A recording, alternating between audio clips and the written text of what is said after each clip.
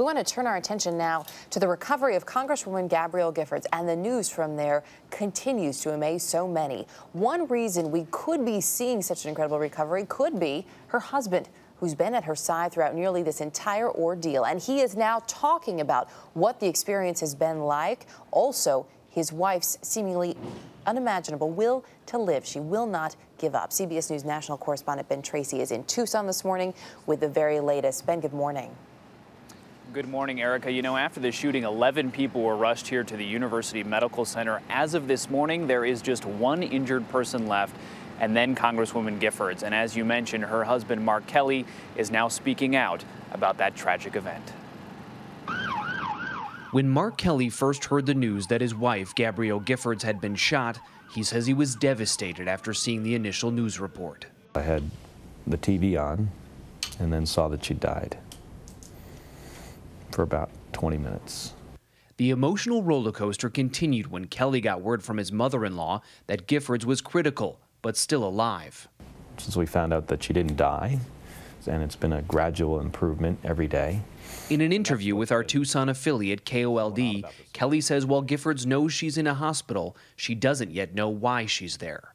I've talked to the doctors about that. I say the best thing to do in this case with this kind of situation is not to tell her all at once, but to, when she starts asking questions about it, just answer the question. Inspired by her remarkable progress, Kelly is setting goals for his wife's recovery, even designating a date by which he hopes she'll start speaking. Well, I put her on a schedule. I've whispered the schedule in her ear, and I've told the neurosurgeons what I want her to be able to do by when. So she knows what that is, and she's very good with plans and schedules, and she's a very hard worker. God bless you. Another victim of the shooting spree, Susie Heilman, left the hospital Monday night.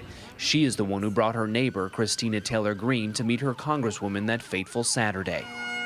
9-year-old Christina was shot and killed. Her cornea is donated, now saving the eyesight of 2 other children.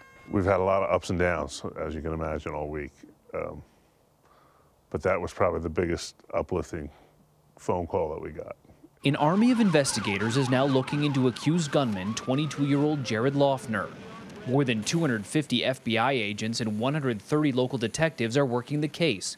They say Loeffner's parents, seen in this photo outside their home Monday, are still cooperating, and that security camera video captured the entire shooting at the Safeway. It shows Loeffner pulling the trigger just 2 to 3 feet from Congresswoman Giffords' face. And it also reportedly shows Judge John Roll pushing another man to the ground before he was fatally wounded. While prosecutors build their case, Mark Kelly is less concerned with the shooter than his wife's recovery. I was really angry the first few days. Now I tend not to even focus on it anymore. I'm a very positive person, and so is she. She is not going to let this thing take her out. I mean, she is going to make a full recovery. You know, I don't know what the future holds for her, what she's going to want to do, but you know, she's a fighter. Mark Kelly says he actually comes out here to the memorial and walks around, reads some of the cards that people have left. He says he even took a teddy bear from down here up to his wife's room. She holds it in her bed and often squeezes it. Erica? It's a nice little tidbit there, Ben. Thanks. Ben Tracy in Tucson this morning. No shortage of support, that's for sure. And it's wild when you see, too, as we see those pictures behind Ben every morning, how much that memorial has grown. Yeah.